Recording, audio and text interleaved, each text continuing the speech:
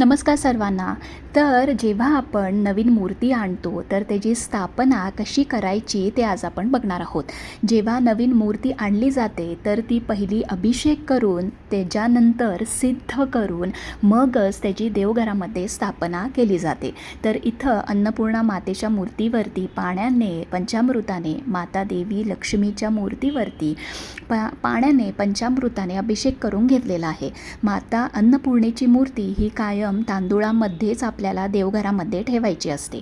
ती तुम्ही चांदीच्या वाटीमध्ये किंवा कुठल्याही तांब्याच्या किंवा पितळेच्या प्लेटमध्ये ठेवू शकता. त्याचप्रमाणे माता लक्ष्मीच्या मूर्तीवरती अभिषेक करून तीसुद्धा आपल्याला 16 खेपा श्री सुक्तमचं पठण करून मगच आपल्याला ती सिद्ध करून देवघरात त्याची स्थापना करून घ्यायची आहे. त्याचबरोबर माता लक्ष्मीला आणि अन्नपूर्णा मातेला पंचामृताचा आणि दूध साखरेचा नैवेद्य दाखवायचा.